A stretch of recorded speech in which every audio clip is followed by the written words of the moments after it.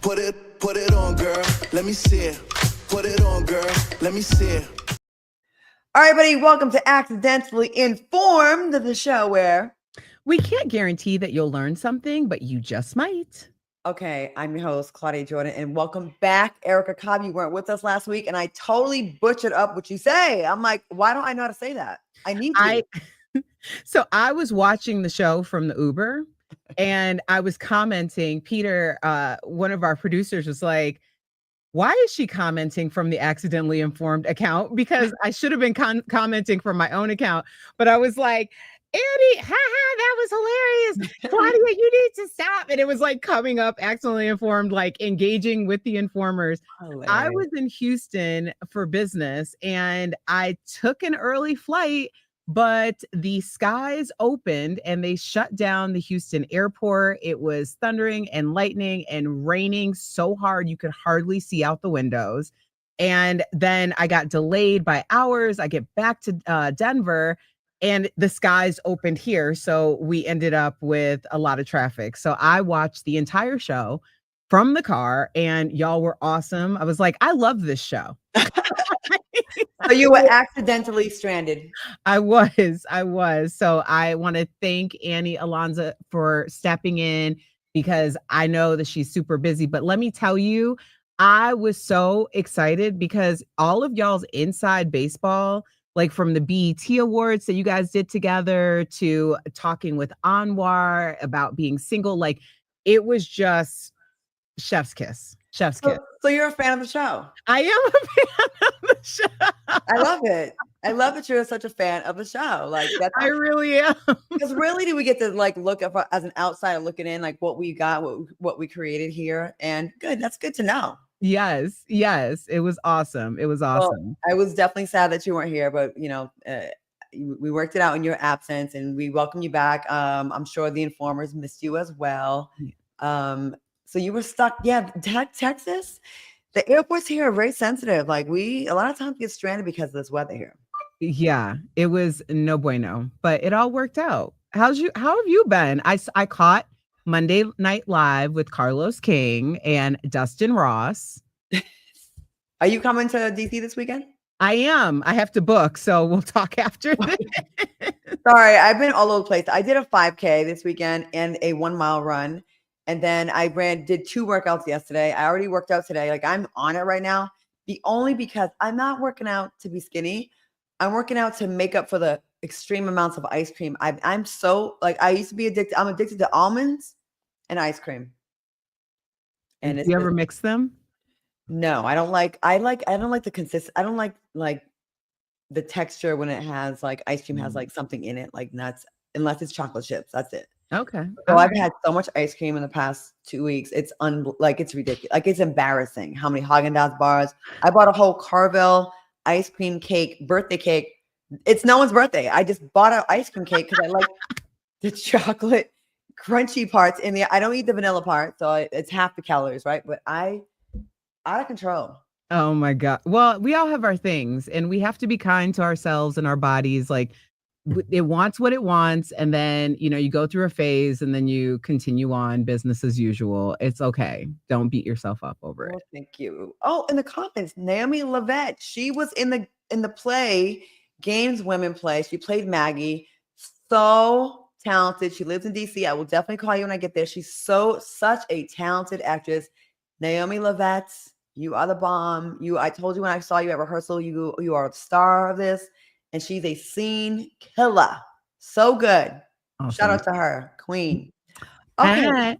Oh, thank you, Michelle Ingram, for your super chat. Thank you so much. We appreciate that. Okay. And also, shout out to other informers. Anthony was in first, as always. Happy to see you.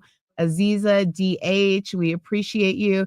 DH, thank you. Loving Erica's hair. Let me tell you. Very cute. Thank you very much. I have been having a experience with hair loss. It's the 3rd time that it's happened, and it was pretty substantial. So I'm just trying to let it go. Although going to DC, I am going to pull it back because I hear it's super hot and humid. and I can't sustain this. So we're going to be doing ponytails in DC. It's going to be a ponytail in DC. But other than that, I'm just trying to like let my hair be free for the summer. I'm like, Yeah, your hair is always cute. I'll be hosting the Women in Songwriting Hall of Fame Awards on Saturday. So please get your tickets. It's on my Instagram page. Let's celebrate these ladies. And also that night we'll be going to Dustin Ross's comedy show. He's been on tour doing comedy. He's amazing. I'm hearing great things. I cannot wait to see this show. And also one more announcement. I feel like we're in church. One more announcement. Our friend Rada had her baby yesterday. It was a Monday. Yeah, baby boy. Yeah, so cute. Blessings to her. She was such a cute pregnant woman. She was. And she was in Vegas hanging with us too. Oh, she was hanging. I told her I needed some like baby juju. So that I think she gave me some baby juju. Oh, you're getting that. That's happening. Yes. It's happening. All right, we have a lot to talk about, so let's get into the show. Now, Tyler Perry is being sued by Derek Dixon for $260 million over allegations of sexual harassment, assault, and retaliation. Now, Derek starred in 2 of Tyler Perry's shows and says he was groped multiple times by Tyler. An attorney for Perry says the allegations are a scam. Erica, who are you believing here? Oof, this is tough. And as I mentioned during our promo on Instagram, this is a nuanced conversation, and it has to be a nuanced conversation right now because we don't know the facts. Obviously, anytime someone makes a lawsuit or files a lawsuit, and this is filed in federal court in California, so that does expedite the process in terms of when we might see a potential trial. Now, what I'm finding with a lot of lawsuits that we're hearing about and talking about on social media these days is a lot of attorneys are opting to basically try the case through the lawsuit. And what I mean by that is we're getting the screenshots embedded. We're getting all of the very salacious details so that this takes off and it becomes public fodder. That makes me think, was there an attempt at a settlement before it went public? There's a lot of questions here, but there's a lot of details in this 48-page document. Anything that you remember that stands out to you? Because I remember one part that I'm like, oh my God. Well, I don't want to step on your part. So what stood out to you? Allegedly, Derek is saying, and it's, Derek's last name is Dixon as well. Just want to say that. But okay. So, he said in the lawsuit that he alleged that Tyler asked him if he was a top or bottom. And he said when he hits the G spot in these bottoms that they go crazy. Now, that could be a conversation amongst men. I don't know. But like these things, like just like in the Diddy case, some of the stuff, it's not really going to, has nothing to do with the RICO case. But I guess he's shown the environment of the conversations that were had. And also, I agree with you. I think a lot of times people try to, put as much embarrassing stuff in the lawsuit, but not everything. They usually don't put everything because they want to save their big joker for, like, I'm going to give you the appetizer with some of the stuff I can say about you. And you know what else I could be saying. So you might want to settle with me. I don't think that either one of them wants us to go to court, and it will be settled. I do believe. Yeah. My question is, if you put embedded screenshots of a text message exchange, one would assume that that would mean that those numbers have been vetted. That's my question. So, the phone number. I'm sorry. You mean the phone numbers? Right. So it lends itself to the idea. Now, we don't know, like, if Tyler's attorney were to come out and say, hey, these exchanges, these screenshots are completely fabricated. Is there something, is that the joker that they have in their back pocket to be like, no, actually, we have proof that these are screenshots from Tyler Perry, but then also with the joker be a more incriminating screenshot. Do you have the phone number? I'm sorry. Can you see the phone number in the lawsuit? It says Tyler. It doesn't say the actual number. The ones that I saw, I didn't. Well, I have his phone number right. Oh, I didn't mean to hit play. I didn't mean to hit call. Oh, sorry. Did you just call Tyler Perry? Did you seriously just call Tyler Perry? Claudia, I tell me did. your ass did not just call Tyler Perry. You did not just call Tyler Perry. What are you doing? I hung up fast though. Do you think it What rang? are you doing? I was just trying to show you that I had a Child, we were already trying to talk a little like, let's talk this nuance. Now you like bringing all the attention on over like, hey, why don't you join the live? Oh my God, I hope it didn't ring. Please. Oh my God. Because we don't know. We're not saying he's guilty. We're not saying he's innocent. We just are reporting the story. I didn't mean to call you Tyler. But if you did see a missed call from me, can you come on the show and can we talk about this? Girl. Tyler, if you're watching. He watched my show before. That's why I have his phone number. He called me because he watched me. I interviewed Monique on Out Loud with Claudia Jordan on Fox Soul. So he called me. He's like, I want you to know what really happened. And he gave me we gave me on the phone for like 45 minutes. He was very cool. And he loved some of my ideas. Claudia, your girl going to try to pitch an idea. Well, yeah, you have to. And I enjoyed speaking to him. But that doesn't mean anything. It doesn't mean anything in the regards of this lawsuit. You know what I mean? But oh my God, I can't believe sorry. You're on timeout. Let me talk about Christine said leave those gummies alone. I'm not even high. Oh my gosh. Okay. So it's Claudia's on timeout for a second. Let me discuss a little bit more nuance in this lawsuit. Okay. Because what we're really talking about here, if these allegations are true, I feel like we'd be having a completely different conversation if Tyler Perry wasn't the head of Tyler Perry Studios, and also if Tyler Perry wasn't in effect this man's superior and boss. I think we'd be talking about someone who was playing a game of cat and mouse. Were they aggressive about it? Yes. I mean, it gets cringy if all of these allegations are true. Like if someone tells you that they're not interested in you that way, then you would think that someone would move on. Now, when we're talking about powerful people, they're not used to hearing no. So that a lot of times will serve as some sort of an aphrodisiac.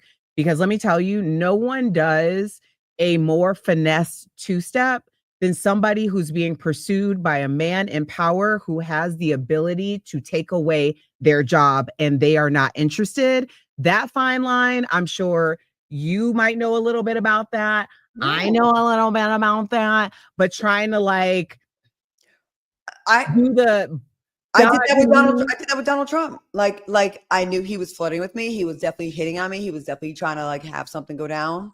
And like the line of no, the answer is no, but I can't say hell no, motherfucker. So you're like trying to, play like finesse a little bit where, okay, I'm not telling you, I'm never telling you yes, but I'm trying to deliver my no in a way that doesn't stop us working together. And let me put you in a friend zone. And that's what we think we can do. We think we can like, okay, I know there's interest here, but let me just put him in a friend zone and like disarm him a little bit. You know what I mean? Get him thinking like I'm putting him in the brother category. And a lot of people in this business does this. When outsiders looking in to sit there and say, well, you should just shut it down immediately and tell him to go F himself. It doesn't work like that, y'all. And not even just in entertainment, in your regular job, 9 to 5 jobs. If your superior is checking for you, flirting with you, you have to handle it in a way where you don't lose your job or your opportunities. And for people to sit here and say, oh, they wouldn't have done that if this wasn't a rich or powerful person. You don't know that. People do this in office jobs. People do this a lot when they don't want to lose their job or their livelihood. And if you're dealing with someone that's extremely powerful, allegedly, it's a very scary thing. So I understand. But then I also understand being in Tyler's shoes, you're absolutely a target for frivolous lawsuits. If someone's angry, I mean, they are really hard to prove, but maybe, I don't know, there are people that are fearless, that would, file a false case, charge against someone or case trying to get it back. But there's also plenty of victims that don't come forward and never say anything. So who knows? We don't know enough yet. Well, I mean, it's a 47 or 48 page document. The lawsuit filing is. Now, the thing about it is too that I find very interesting is the way that Derek's attorney is spelling out this case. Mm-hmm. Now, Derek was, and this is where I get lost on a lot of these details too. If these allegations are true, Derek was a cater waiter that Tyler allegedly identified at a party and said that he had a role for him. That's the way that this lawsuit is being laid out. From there, Derek, who had dreams and aspirations of being an actor, started communicating with him.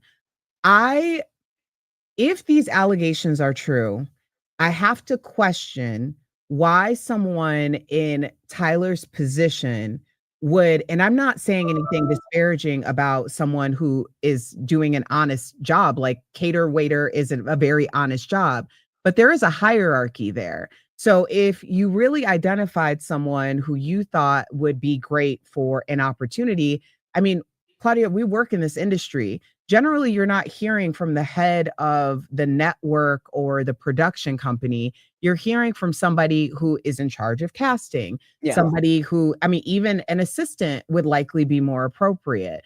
So it does beg the question why someone allegedly in that position of power would really rub elbows in that way and let their guard down in that way with someone who isn't equally like, Right. having something to lose. And I think if this is true, which we do not know, then I have a lot of questions about that because it seems as though there is some type of I don't know, an adrenaline rush or boost about the idea of someone who isn't in equal footing being under you and you being able to manipulate that situation. Mhm. Yeah, like we've all been on shows, and like I've worked on NBC, CBS. The president of CBS or NBC, I've never met. They've never called me. Well, the actual president has, but they usually do have a casting director, or I could see Tyler Perry seeing someone like he's definitely known for having attractive people in his films, his projects. Everybody knows that he has very attractive men in his projects and women, actually, really beautiful. So I can understand, like, hey, that person has a good look. You maybe make initial contact and then say, hey, I'm going to pass you up to casting. Unless you do have a personal interest, or maybe you want to be cool, maybe you want to be friends. I don't know. Maybe you're very hands-on. I don't know. I have to call some of my friends that I work with Tyler to see how he moves. Like, is he pretty hands-on with the process? Because some people are. Yeah. Again, Donald put me on Celebrity Apprentice, Celebrity Apprentice and Miss Universe, and he was calling me himself and arguing with the head of NBC to put me on. And I was hearing it like, oh my God, this felt very awkward. But that he also had a motive. So I don't know. So here's the question too, because if let's take it out of the Tyler Perry, Derek Dixon thing, because there seemingly is this contempt or judging of people who might be identified in this way. Like clearly, if you're an aesthetically elevated, pleasing person, like, people, you're attention getter, then even people who are heads of networks or powerful people, of course, they're noticing that might be the case. But also, a lot of times for people who are judging the idea that you would get a role based on just being somewhere, which we used to be calling getting discovered, that there's some type of smoke for getting an opportunity because you stood out in a crowd. What do you say to people who say like, well, you only got that opportunity because somebody wanted to sleep with you? Oh, well, they didn't get it and I got the job. So who's the dummy here? Listen, if I know someone wants to sleep with me in this business, I'm not offended, but I have to know, I hope that that's not all they see me as. But I'm going to do my best to flip this into my opportunity where I give up nothing and I still get the job. And unfortunately, you're kind of on defense when you're in this business. And I think the men do have it maybe even worse than the women these days. I will say that. But like, unfortunately, you have to play the mental gymnastics or walk away. Like, Mhm. listen, I'm gonna find a way to put him in the friend zone where I never give up anything. I always said I could have done so much more had I gone that route, but I just never wanted an asterisk next to my name or Mhm. my jobs. Like when I have lines on my resume, I know I auditioned, I went in for that, I beat out other people, I earned it, or I created it. There's no asterisk next to it where I'm like, oh, I hope no one finds out about how I got that one. There's none of that. Yeah. But for everyone, that's not everyone's reality. Some people, like, maybe he didn't even know a way to get in. And he was like, well, I'm just going to play the game, but I won't give it up. Or maybe I'll lead him on. There's plenty of that. I see men doing that. I remember on Deal or No Deal, one of the girls had a model boyfriend. And the stuff that was getting thrown at him, he was a very good looking guy, did a lot of fitness stuff. And the stuff that he was being proposed, that he was being propositioned with was like, oh my God. And he thought that's what everybody else was doing. So he was kind of like a little bit misleading with these execs. Like, maybe I will, maybe I won't, kind of playing the game. Yeah. So I'm not saying it's right. I'm just saying it does happen. Yeah. What No. when you've been approached, what do you do? What do I do? So I haven't been in a position like that in quite some time, in my 20s for sure. Mhm. I also was like, I was a very late bloomer compared to what a lot of people feel is like, you know, what's happening in these streets. So I really honestly didn't understand a lot. Like when I look back on like 21-year-old Erica, I didn't understand that that was a game or something that people were doing because I wasn't doing that, like I wasn't active in that way. I didn't understand my body. I hadn't come into my womanhood quite Mhm. yet. So, and that's the thing, especially when we talk about young actors and actresses, people in Hollywood, it's like people will be like, oh, well, it wasn't a problem until they couldn't find work. And it's like, well, no, it was always a problem. Yeah. But when you're groomed, you don't understand that you're being groomed if you're being groomed into something that you haven't even experienced on your own volition yet. Mhm. So that's another part of the conversation that people seemingly dismiss as a part of victim blaming. But at the end of the day, it looks like, again, this either if it got settled, I'm going to assume that they tried to settle based on Right. how they're putting this lawsuit out. But I Mhm. do want to give a shout out to Tisa Tells because I believe that she's going to do a full reading of Mhm. the actual lawsuit today. We need her back on the show. Maybe we need to get her Yes, back next we week. absolutely do, but she's Okay. supposed to be doing a full reading of the entire complaint and lawsuit, so check her out for that. And I know we got to move on, but I just want to say people are also complicit in this type of stuff. There's agents. I remember like being a model back in LA. I got to write this book. There's agents that push you to like go out with these guys. To like, there was a particular baseball player, very, very, very, very, very famous, that would kind of reach out to the modeling agencies and see the girls that he liked, which is not a crime, but the agents were like kind of pushing it a little bit. Well, you should go out with them and see what happens. It's almost like pimping a little bit. Mm, But if you hear something like that from an agent or someone you respect in the business, you might be like, well, is this how everybody else does it? yeah, And not think it's as abnormal as it really is. But it's a difficult business to navigate. I think there's a lot of nerds that didn't get any coochie and ding lang when they were in high school and college that worked really hard behind the scenes and got positions of power. And then when they got power, it's almost like F everybody that turned me down when I was younger and I had my braces and I wasn't anything to look at or whatever. So they kind of like have this weird, toxic, I'm gonna pay them back for what the girl did, the girl that broke my heart in ninth grade. It's ridiculous. yeah, But yeah, yeah. Oof, there's a lot to unpack here, but we definitely will be following this. Obviously, people are bringing up that, this is a shame because of how much goodwill and all the things that Tyler he has does. done, for the industry, for the Black community. And also the fact that it was just last weekend that he was on the BET Awards talking about how he's made more Black millionaires than all the studios combined. And a lot of people are definitely latching on to that, saying that the timing feels very suspicious, that it's a takedown of another powerful Black man. So all those conversations are happening. Also, the movie Straw, is hugely successful. It's breaking records, Yeah. and streaming records.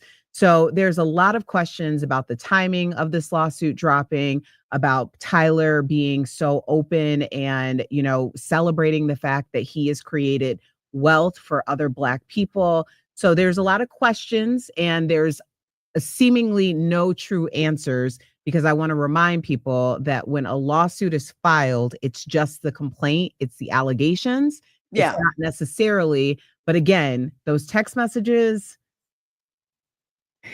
it feels like a lot. It feels like a lot. It's definitely a lot. And I know people think whenever they see a Black man being involved in having charges against him, they think another takedown of a successful Black man.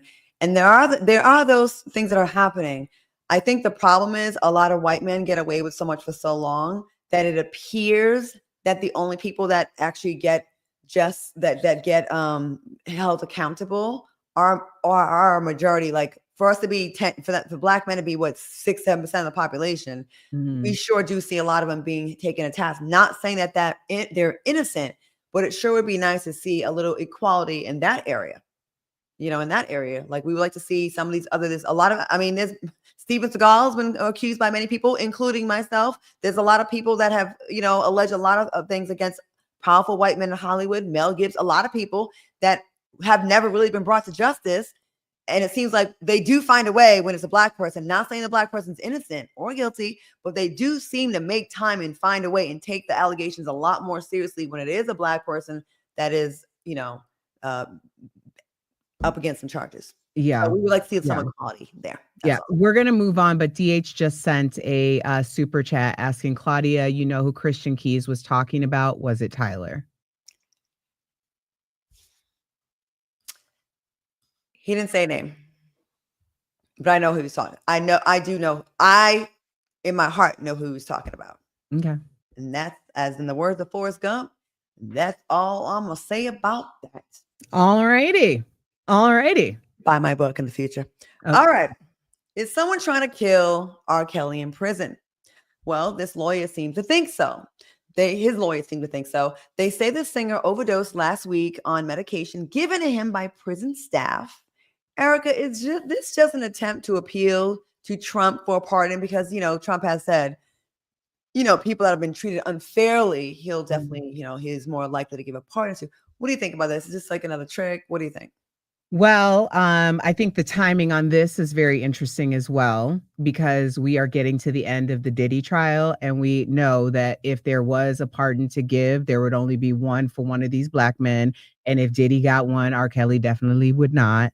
So I think that there's definitely a weight on that, making his presence known in a time where there's so much interest and amplification on his contemporaries like Diddy.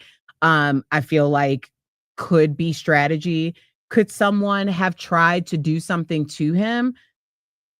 Maybe, but also the attorney using this in order to try to get him out of solitary confinement to house arrest. I believe you can fly your ass right back to that jail cell. Okay. You made these women use the facilities in buckets. You had them trapped in the closet. Eat doo-doo. Like egregious stuff. So the idea that he's uncomfortable being locked up in solitary confinement, when it's like, I thought that was your flavor. But I thought that's what you liked. Was it only what you liked when you were on the other side of the door? When you were on the other side of the lock? Because I have no empathy for that. It is amazing when these people who have inflicted so much harm and pain on other people, and it was funny when they're doing it. Kind of like some of these wars that's happening right now. But when it gets done to them, it's like, oh my God, it's so uncomfortable here. Like I remember Diddy complaining about the food, right? We're hearing about the food. Oh, the food is bad. And then R. Kelly, oh my God, I'm sick. Where was the smoke for the women that you probably could have given E. coli to by forcing them to eat feces? Where was the concern of the well-being of people when you're peeing on them, a 14-year-old? Where's the concern about that? Like, I'm so sick of people, like, people's got to get back to putting themselves in other people's shoes. I don't feel like enough people do that. You know, I feel like people just they just think about things from their own goddamn selfish point of view and not from someone else's. And then we're supposed to feel bad. And I'm sorry, I just ran out of fucks to give. I really don't. We have a comment from our friend here. Let's see. Where'd it go? AT2. Thank you for putting us on your platform and reviewing us before. That was really sweet of you. You brought a lot of people to our channel. He said, I can see a pardon at the end of his term. Trump will have nothing to lose. I absolutely agree with you. I think that Trump does things. He really wants the people to like love him. He's missing love. You could tell his mother didn't like him. His mother, like, ugh, she's so hideous. But I don't think there's a lot of love in his house, if I had to guess. And I think he's very jealous from the man that I used to be friends with. I saw him obsessed over Barack Obama. Barack Obama was so loved. And I think he thinks doing that will make a certain segment of the population like love him for that. And he's right. There are some people that will be like, oh, Trump a real one for that. He let him out. You know, that was BS. Them bitches is lying. You know, that's my fuckboy impersonation. I'm not really that good at it. Sorry. And I think he likes that. I think he would like that. I think he does these things. And he also likes to do things to piss off the people that he doesn't like. Right. The liberals, the progressives. Like, he knows that would piss a lot of women off. And I think he would like get a lot out of that. I think he would enjoy that. I think AT2 is right about that. I do. If you think about the intersectionality between an Andrew Tate fan, Todd Chrisley fan, an R. Kelly fan, there is an intersectionality. Those are when people are like, what percentage of Black men voted for, you know, like that's that percentage. Mm-hmm. Like there is a cross section there. So I think R. Kelly likely had greater chances if Diddy wasn't the headline right now. But all I'm saying is there would only be one. And the category is, it would go to Diddy. Who's the worst? Who's the bigger demon? R. Kelly or Diddy? That's like, is that like the Sophie choice of predators? Who would you rather? What am I supposed to say? Who would you rather? Lord, that is like, what's my third option? Do I jump? Because I'll jump. Okay. I can really. Would you rather, if you were single, would you rather be with Diddy when you were in high school? I mean, I'm sorry, R. Kelly when you were in high school. Oh, in high school. Diddy in a freak off. Wait, now it has to be in a freak off?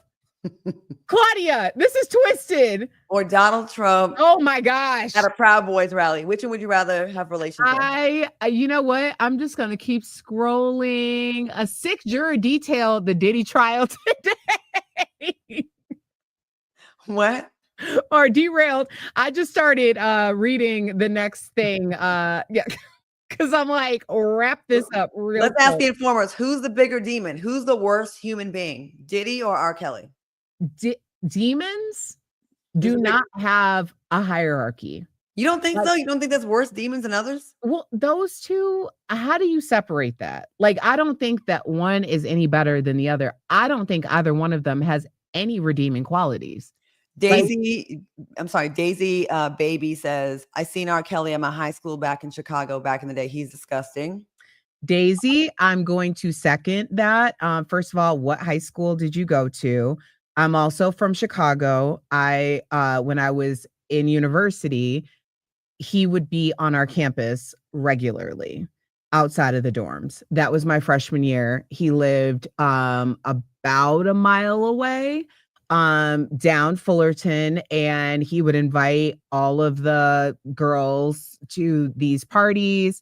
Yeah, I mean, at that time we were in college, but still we're like Hyde Park. They said Hyde Park. Oh yeah. Oh, he loved to be at Hyde Park. So they saying Todd Wood says R. Kelly is more disturbed. I think R. Kelly, we know that he was molested allegedly as a child, right? And they say abuse people, right? I think he's disgusting, the things that he did. And then I think he's more he was a victim of molestation himself, and then he just did that to other people. I think Diddy is more demonic and evil. But I think they're both disgusting for different reasons. Diddy was at least with people that were of age, but Well, do we know that? oh, well, I mean, a lot of people are talking about Justin Bieber right now because he seemingly is really going through it. And there's a lot of deep dives on especially that video, Yummy. And it's yeah. like, it's not even alluding to certain things. It's talking about the trafficking of minors. It's talking about utilizing children for your own personal satisfaction, and that the idea that this never ends. If you haven't seen Justin Bieber's Yummy video, watch that video a couple times and tell me how you translate exactly It's what he's saying. so Because it's obvious spelled out. Yeah. that Justin was sexually assaulted, molested, tossed up, passed around in this industry, in my opinion, allegedly. My ex-boyfriend lived in Brooklyn, in the real fancy part. And Justin Bieber used to live in the same building. So, we see his car parked over there, and he would see him sometimes. And he had a condition for a while where he had like Bell's palsy. Bell's palsy. And it's not tied into your like stress, emotions, Yes. and all that. I really feel like it started to manifest itself, the abuse. I mean, the way the light has been sucked out of his eyes. And I'm sure seeing all the stuff, he's probably every day Yes. thinking and worrying about, when is the tape that I'm on allegedly coming out? When am I going to be dragged into this? Like there's so many things that we just let slide, like Usher being able to be with Diddy as a 14-year-old over the week, like as a young kid. What? And now we look back at all the things that, were maybes with Diddy. It was definitely yes now. Like, oh, I wonder if he messed with that. Yeah, he most likely did. You know what I mean? Like, Christine R says, I still think Mace got it in with Diddy. I think, I always thought that Diddy would try. I think, and I don't think, not so much as a homosexual thing about him.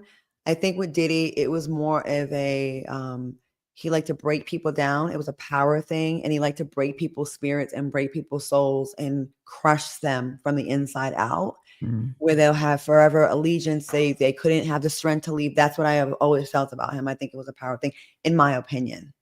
And they also said Tyler Perry was also molested as a child. Yeah. I mean, that was a conversation, an interview he did with Oprah a while back. And I mean, here's the thing. There's a lot of people who suffer from childhood trauma, especially when it comes to abuse and assault. I think Ta Wood comment, Justin is a new father. I think this is weighing on him. That's an interesting comment because what a lot of people will tell you is that when you become a parent, you start to either relive, or trauma can resurface from your child, or seeing your child at the age in which you were traumatized. So that's a very real thing. But at the end of the day, if this is what's happening with Justin, he was a victim. This is a very precarious, unfortunate position to be put in for anyone, but especially when you're the survivor of childhood trauma. So I mean, we'll keep an eye on him. He needs serious prayer. And outside of Diddy and other people, there was so many people that were so inappropriate with him. There's so many clips of women, grown women, 40, 50-year-old women, kissing him on the mouth, groping him, making sexual jokes about this kid. And no one did anything. Everyone thought it was funny to like pile on Justin Bieber. And it was funny because I feel like there's like a bit of jealousy. Like when you're the new popular kid on the block, you're the captain of the football team, you're the head cheerleader. It's okay for people to make fun of them because they're jealous, or you should be able to take it. He got an extreme amount of fame and wealth overnight, and people were just like, they did not treat him like a child. Like they sexualized this boy as a little kid. And it's, when I look at it now, I'm like, how the hell were people just okay with this? It's, to me, when I look at a lot of the deep dives, it feels like there has been this prevailing cost of doing business that then automatically makes people commodities. Like Justin Bieber really wasn't an overnight sensation. Justin Bieber had hundreds of millions of YouTube views before he was ever picked up by a major record label. Scooter Braun essentially, and there's this TikToker, I can't remember her name. I'm so sorry. But if you put Justin Bieber Yummy in, she comes up and she does like 10 pieces on just different parts of Justin Bieber's life. But we forget that he is an actual musical prodigy. That's the reason why he blew up so much on just social media, but just in general. He's a very gifted and talented man now, but at the time, you know, he was a young, impressionable, and very vulnerable kid. And people wonder why a lot of these like child stars get hooked on, have drug problems and emotional issues. I was friends with a very, very famous, successful family in R&B, and they all had drug problems. And all of it stemmed from their father molesting them and it going unchecked, because back then Black people didn't get therapy, didn't go to therapy, didn't tell other people. White people don't tell people our business, and they had to deal with it. So instead of getting therapy, they get high to numb the pain and to not have the nightmares. And it's really, really sad. Yeah. Yes, Rosie, that's who it was. All right, moving on. Sick juror derailed the Diddy trial today. It's now on pause until Friday, when Diddy's alleged drug mule will take the stand. But let's talk about what happened last week. Kanye, Yeezy, showed up at court and was denied entry because he wasn't on the guest list. Since then, he's been added to the list. And if he does return, he'll have a seat next to the Combs family. Erica, what is the guy doing there? Grabbing attention as always. It seems like par for the course at this point. I mean, why now? Like, this case has been going on for weeks. Did you walk to New York? What? Well, they do say Jesus walks. That's what he says, right? And I know it's my only tattoo. So, and it's on my foot. You have a Jesus walks tattoo? I have a Jesus walks with me tattoo across my foot. Inspired by Kanye or the Bible? The Bible. Are you sure? No, I feel like you're lying. I'm from Chicago. That song, you know, it had a lot of, and it still does. Oh, you got a Kanye tattoo. I didn't know this, Erica. This changes things with us. I look at you differently now. Yep. You have a little You have a little colorful past that we get little glimpses into your past every now and then. Why is someone calling my landline? I don't know. First, you have a landline. Secondly, I have never said that, like, oh, I've lived this like nunnery life. Like, I don't know what it is. I think maybe it's my big cheeks. I don't know if I come across more innocent. You have a tattoo on your butt cheek? No, I do not. I have one tattoo. Do you have one tattoo? I do not have a tramp stamp. Okay. I have one tattoo, and that tattoo is Jesus walks with me on top of my foot. That is all I have. I would get more tattoos, but after the downfall of Kanye, it makes me rethink my decision making after I've done a wine tasting in California to go to a tattoo parlor and get a tattoo on my foot. So I'm just gonna. You were drunk. Yeah, I'm gonna halt tattoos, and that's where we're at. Okay. They're saying Kanye is calling my landline. That's what they're saying in the chat. AT2 says bill collectors be calling me too while I'm on online. I think I'm all paid up. You know what? The reason why I think Kanye showed up is because an iconic rapper whose wife's birthday is in January was brought up by one of the witnesses, right? And they said that they were in a room where live sex was happening. Kanye West's wife Bianca's birthday is January 5th. So I think we got the redacted name, but I think that I think that's why I think he's being mentioned, and I think he showed up because that's who they're talking about. Oh. Yeah. Okay. Somebody send me the deep dive of that on TikTok. What's the connection there? I want to know. Okay, now we got to get into this story that we talked about before. This is a really sad story. This story pisses me off so much. It's so heartbreaking. So an update to the story we told you about a couple weeks ago.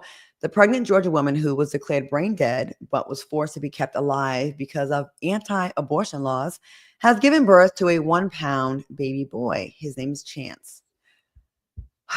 Now, this woman was brain dead after 10 weeks of pregnancy. She was 10 weeks pregnant, and they decided to keep her on life support. so she can give birth to this baby at the humongous expense to the family, force them to pay this bill.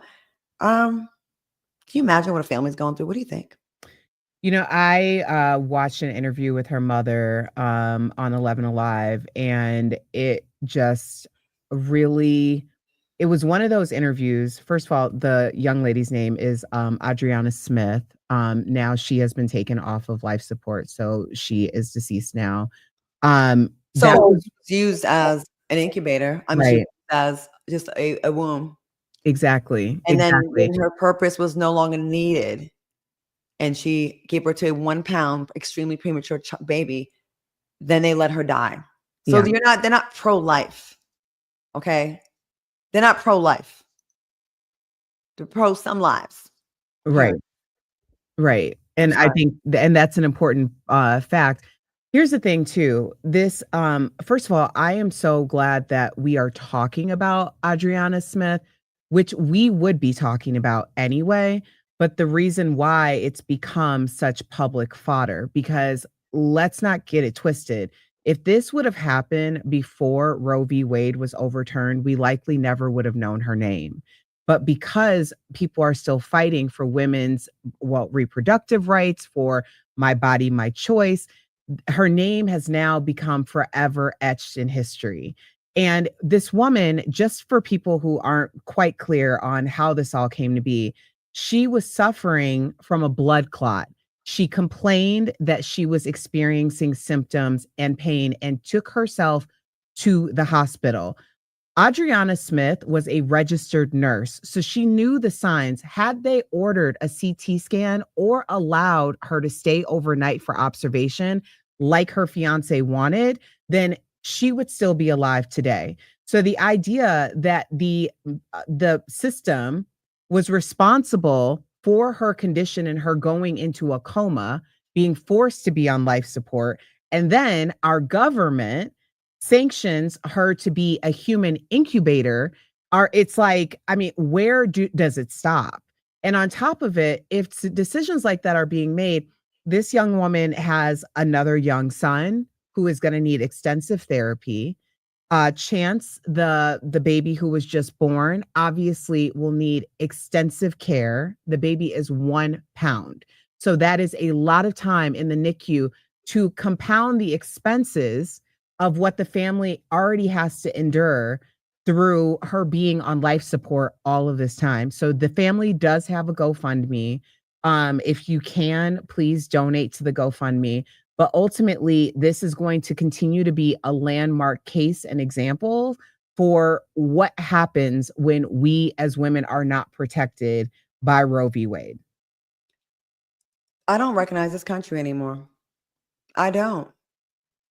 They say they want people to have babies, right? Especially white women.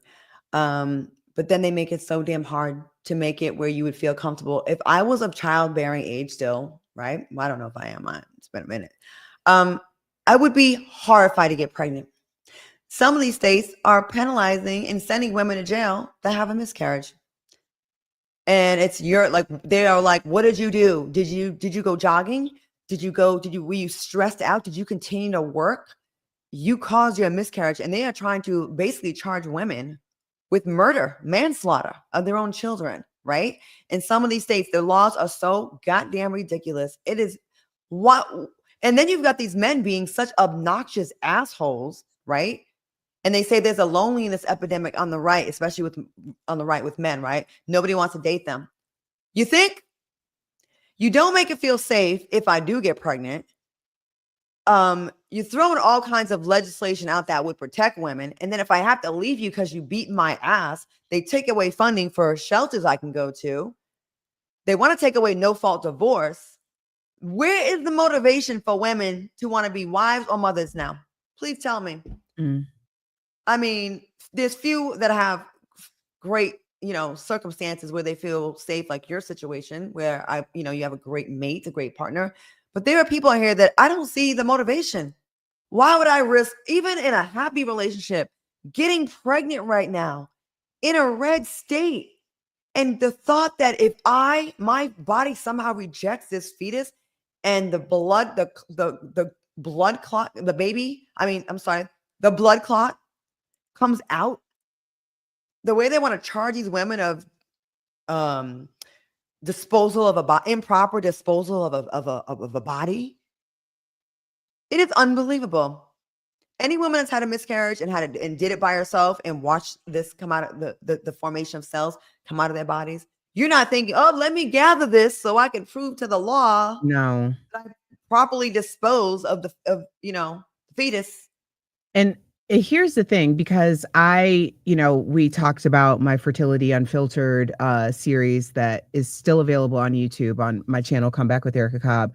I want to touch on that because I do talk openly about my 2 miscarriages, and it happened back to back. It was this time last year. And when I tell you, it is one of the most traumatic experiences of my life.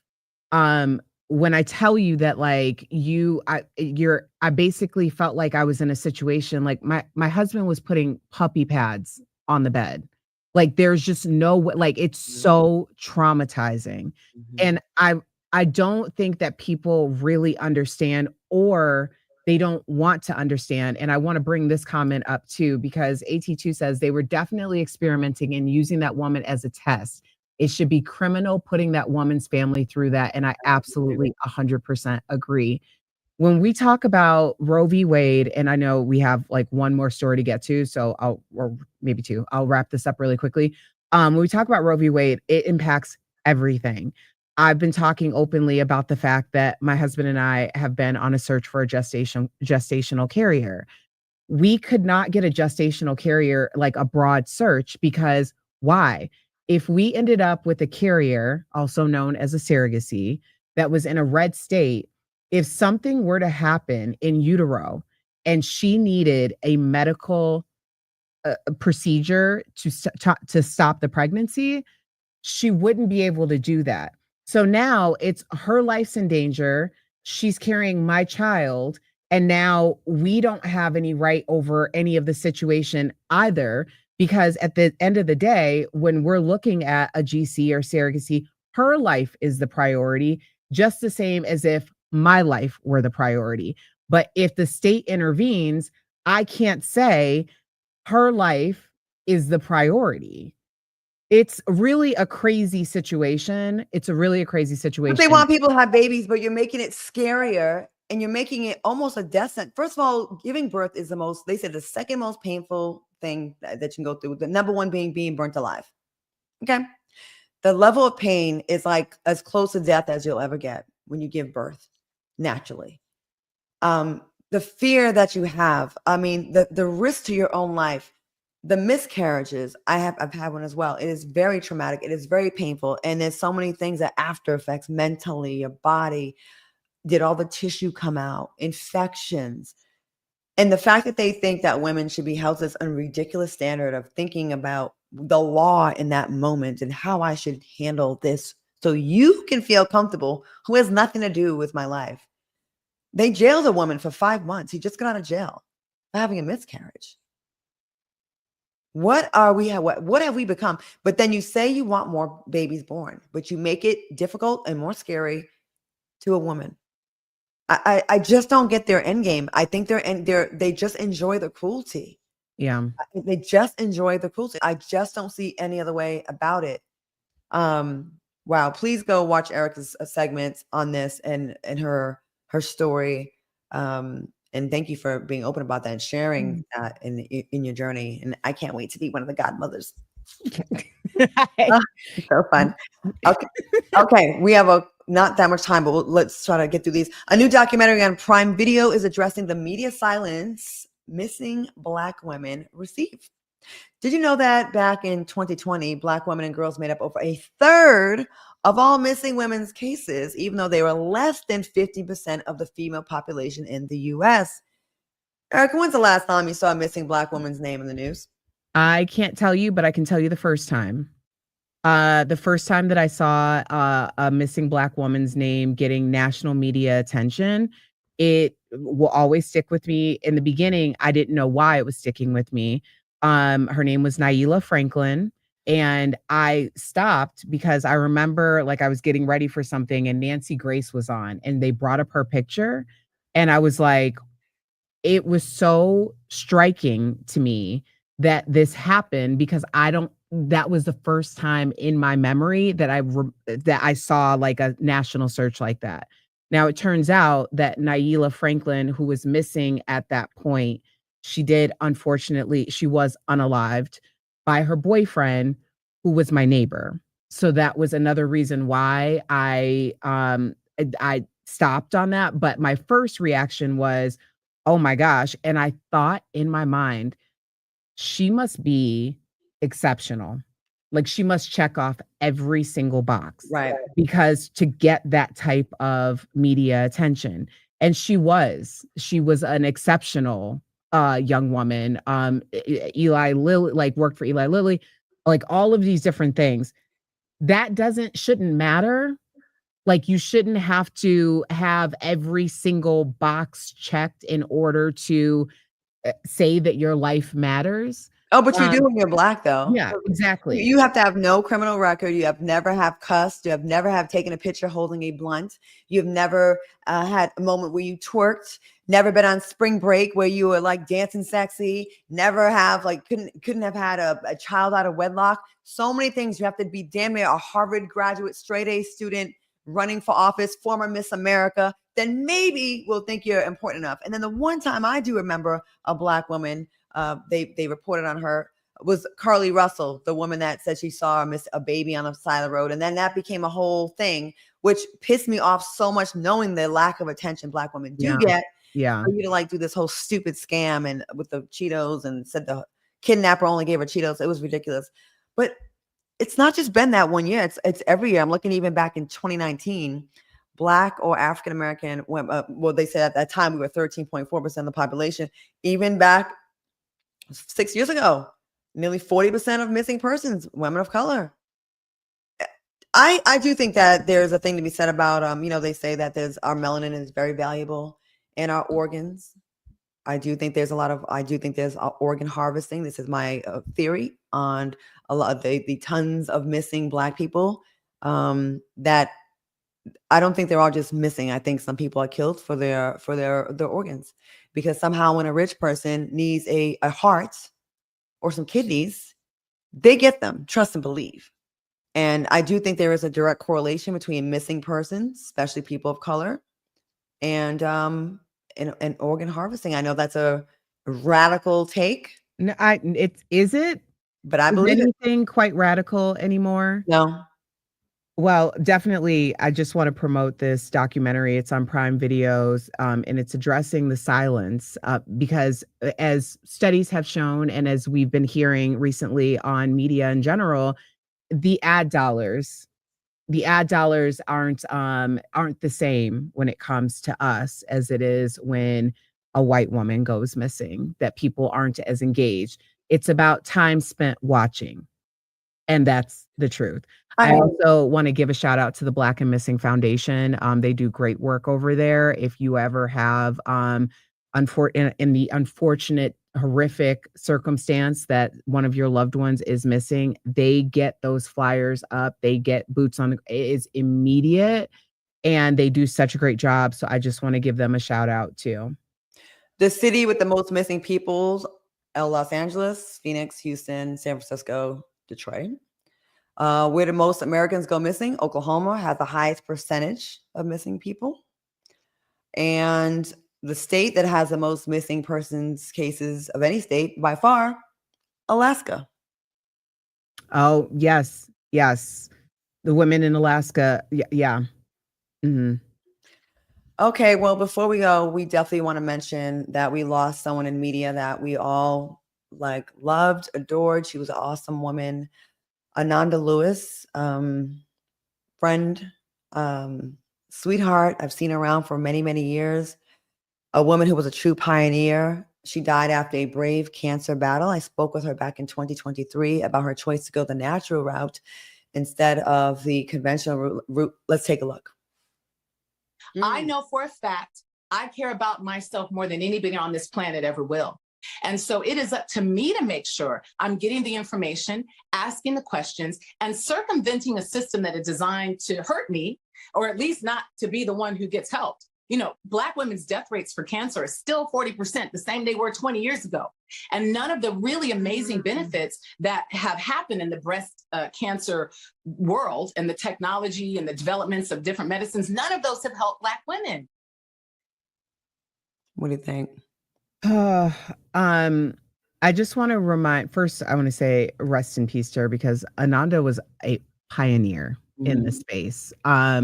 Many people talk about in our positions, you know, the idea that, you know, I remember growing up watching her wanting to be like that, you know?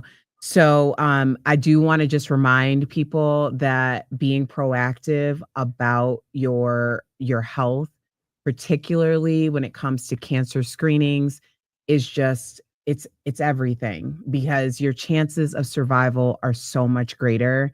My mother had breast cancer. Fortunately, she was able to catch it early. She has been in cancer free for I think 13 years at this point. But as a result, I started getting my mammograms at 35. At the time, it was supposed to be 40. So that's another thing that people need to know. If there's a primary member of your family who has been diagnosed with cancer, then you need to be very proactive, because when I tell you I had to basically get buck with my doctor to get that covered and get a referral for a mammogram early, that's what I had to do.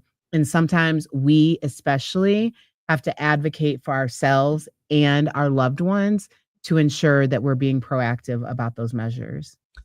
And the way these doctors will play with us, they don't take Black women's pain as serious. They tell you to go home and take some aspirin, drink some ginger ale, drink some water, exercise, cut down on your sugar. They do not take our complaints seriously.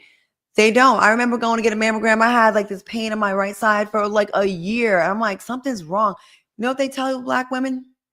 Oh, your breast tissue is more dense. So we didn't bother to do the secondary test. There's other ways, you know, they can do a mammogram, then they can also do I think a Ultrasound. Yeah. And it's like they wait until it's code red for us. And a lot of times they don't just voluntarily give us the same test they would give a white woman. Like we have to really be like almost be in the medical journals ourselves and find like almost diagnose ourselves. Ananda said she was doing her monthly breast exams and she was in the shower and she felt a lump. And it's like, she did the right thing. You know, she really did by being up on it. But these doctors, there's still a lot of racism in medical care, even childbirth, as we touched upon earlier. The highest rates of mortality in childbirth are still Black women. They do not jump and rush to save us. They think we can take so much pain. You'll be all right. You a strong Black woman, all that nonsense. There's so much prejudice in the medical profession. So please go above and beyond and insist, be a problem. Yeah. Rest in power, rest in peace, Ananda Lewis. You are definitely missed, not just for your work, because I think people are so much more in their careers, but just as a beautiful person, Yeah.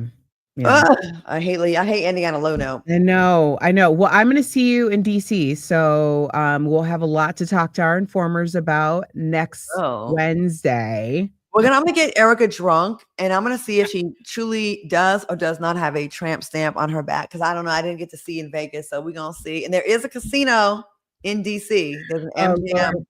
Oh Lord, you know I got my casino envelope, and I don't think I'm allowed to bring it this time. All right. So, we have someone watching from Nairobi, Kenya, East Africa. Oh my God! Today, I love it. Okay, thank you so much. We're trying to grow this podcast, so please tell a friend, spread the word, and tell your friends to subscribe. I know it's a lot harder to grow a channel when you're not being salacious and it's not a lot of celebrity gossip, but we do a little celebrity talking, reporting here and there, but we want you to leave with informed conversations. And we want you to kind of get a little accidentally informed here, right? Yes, absolutely. All right, yeah, make sure everybody in the chat, like, subscribe, go follow us on Instagram, follow us on TikTok, follow. New fan from Indianapolis. Thank you so much. Yes, we will be at the MGM Grand I'm gonna be there Friday night for sure. All right. I'm your host, Claudia Jordan, and this is my co-host, Erica Cobb, and this has been Accidentally Informed, where we can't guarantee you'll learn something, but I think we gave you some takeaways today. We sure did. We'll see you next week, everybody. Bye. Bye. Put it on, girl. Let me see it. Put it on, girl. Let me see it.